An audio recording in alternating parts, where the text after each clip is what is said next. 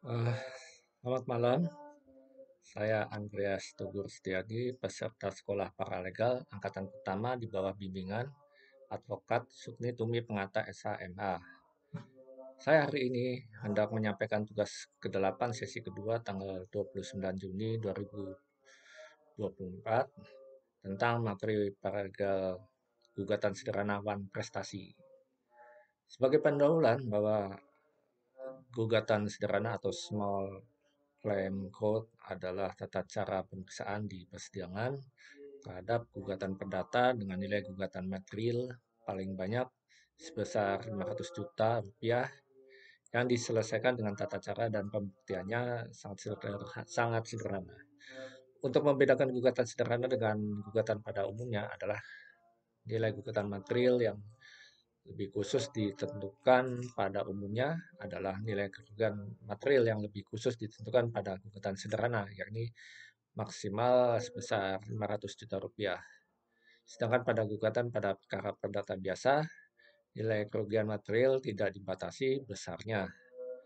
Gugatan sederhana diajukan terhadap perkara dengan nilai gugatan material paling banyak sebesar 500 juta rupiah, yaitu berupa cedera janji atau lawan prestasi dan garis miring atau perbuatan melawan hukum. Dan gugatan sederhana ini termasuk dalam kewenangan atau ruang lingkup dalam peradilan umum. Dan tidak semua perkara dapat diselesaikan dengan gugatan sederhana. Mengenai sumber hukumnya, berasal dari Kitab Undang-Undang Hukum Perdata, kemudian Peraturan Mahkamah Agung Republik Indonesia Nomor 2 Tahun 2015 tentang tata cara penyelesaian gugatan sederhana, kemudian sebagaimana diubah oleh Peraturan Mahkamah Agung Republik Indonesia Nomor 4 Tahun 2019.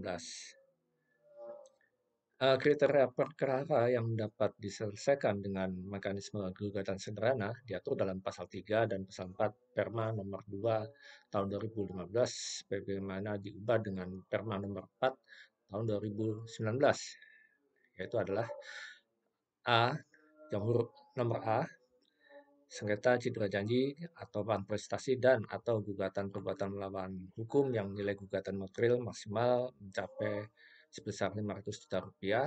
Kemudian yang B, bukan perkara yang masuk dalam kompetensi pengadilan khusus. Yang C, bukan sengketa hak atas tanah.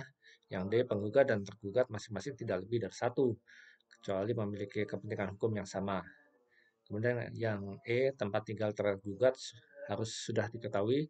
Yang F, penggugat dan tergugat harus berdomisili di daerah hukum pengadilan yang sama. Kemudian yang nomor G, dalam hal penggugat berada di luar wilayah hukum tempat tinggal tergugat atau domisili tergugat, penggugat dalam mengajukan gugatan menunjuk kuasa insidentil atau wakil yang beralamat di wilayah hukum tergugat. Kemudian yang H, para pihak wajib menghadiri secara langsung setiap persidangan. Upaya hukum yang dapat dilakukan terhadap adanya putusan dalam gugatan sederhana yaitu dengan mengajukan keberatan kepada ketua pengadilan dengan menandatangani akta pernyataan keberatan di hadapan panitera disertai dengan alasan-alasan atas keberatan tersebut. Nah, mengenai keberatan tersebut, eh, ulasannya adalah keberatan adalah upaya hukum terhadap putusan hakim dalam gugatan sederhana, kemudian jangka waktunya adalah seminggu atau 7 hari sejak putusan diucapkan atau setelah pemberitahuan putusan, kemudian permohonan keberatan yang disertai dengan memori keberatan, kemudian adanya kontra memori keberatan yang dapat diajukan kepada ketua pengadilan, lalu ada pemberitahuan keberatan dan memori keberatan yang disampaikan dalam waktu 3 hari sejak permohonan diterima oleh pengadilan. Lalu ada juga kontra memori keberatan yang disampaikan kepada pengadilan paling lambat 3 hari setelah pemberitahuan keberatan. Permohonan keberatan tersebut selanjutnya ya, permohonan keberatan tersebut diajukan maksimal 7 hari setelah putusan diucapkan atau setelah adanya pemberitahuan putusan resmi oleh pengadilan. Kemudian permohonan keberatan diajukan kepada ketua pengadilan dengan mengisi belangko permohonan keberatan yang telah disediakan di kematerian pengadilan. Eee, Apabila permohonan keberatan telah melampaui batas waktu yang telah ditentukan, maka keberatan tersebut dinyatakan tidak dapat diterima dengan penetapan pengadilan berdasarkan surat keterangan panitera. Kepaniteraan memeriksa dan menerima kelengkapan berkas permohonan keberatan yang disertai dengan memori keberatan. Kontra memori keberatan sendiri dapat diajukan kepada ketua pengadilan dengan proses mengisi belangko yang telah disediakan di kepaniteraan. Proses pemberitahuan keberatan dan beserta memori keberatan disampaikan pada pihak termohon keberatan dalam jangka waktu 3 hari sejak permohonan diterima oleh pengadilan. Kemudian kontra memori keberatan tersebut disampaikan kepada pengadilan paling lambat 3 hari setelah pemberitahuan keberatan. Terhadap proses pemeriksaan keberatan, ketua pengadilan menetapkan majelis hakim untuk memutus dan memeriksa permohonan keberatan paling lambat 1 hari setelah permohonan dinyatakan lengkap.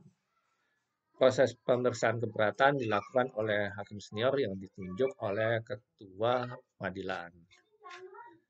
Setelah ditetapkan oleh majelis hakim, maka segera dilakukannya pemeriksaan keberatan. Pemeriksaan keberatan hanya akan dilakukan atas dasar beberapa hal yang meliputi A. Nomor A. Putusan dan berkas gugatan sederhana. Nomor B. Permohonan dan memori keberatan. Dan nomor C. Kontra memori keberatan.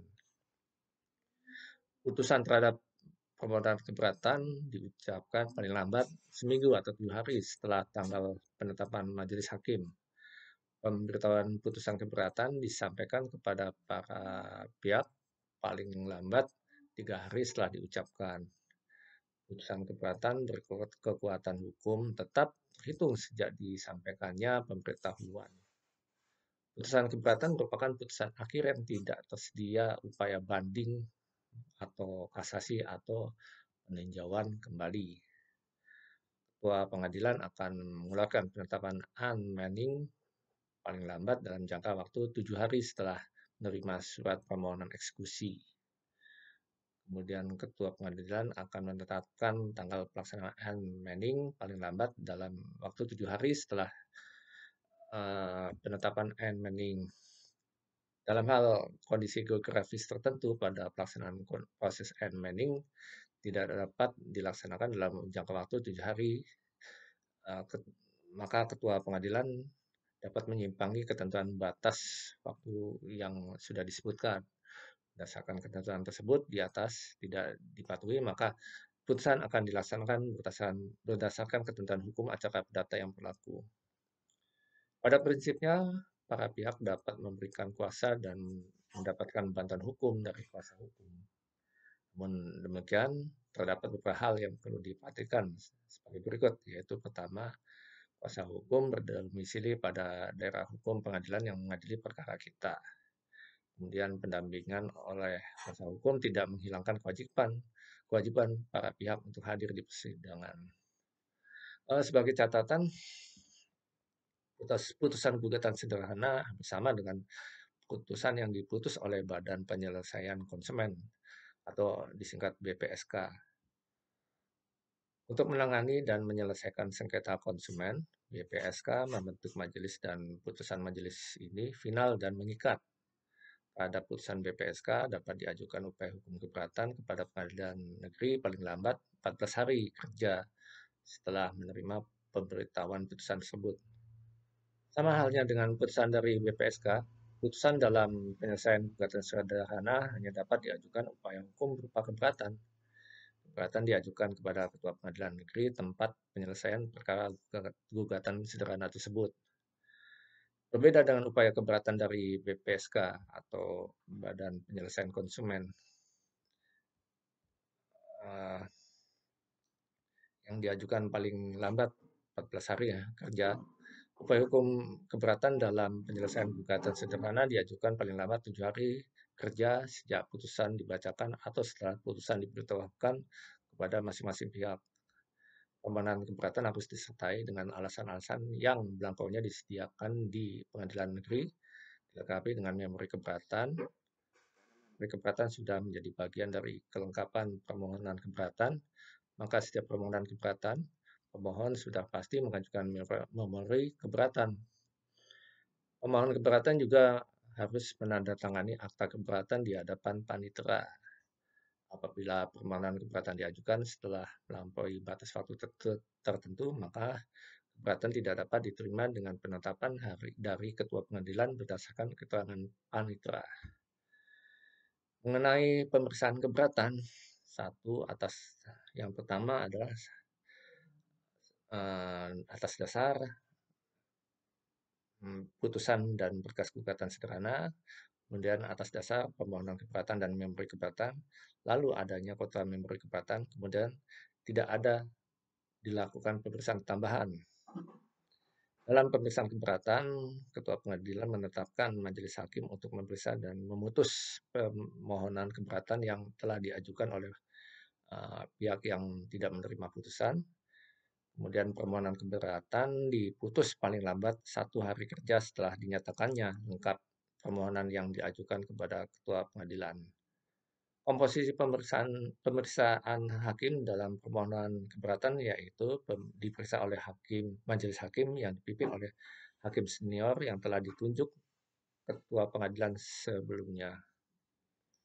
Dalam putusan keberatan diucapkan paling lambat 7 hari setelah tanggal penetapan majelis hakim, kemudian pemberitahuan putusan keberatan disampaikan kepada para pihak paling lambat 3 hari sejak diucapkan. Kemudian putusan keberatan berkekuatan hukum tetap terhitung sejak disampaikannya pemberitahuan.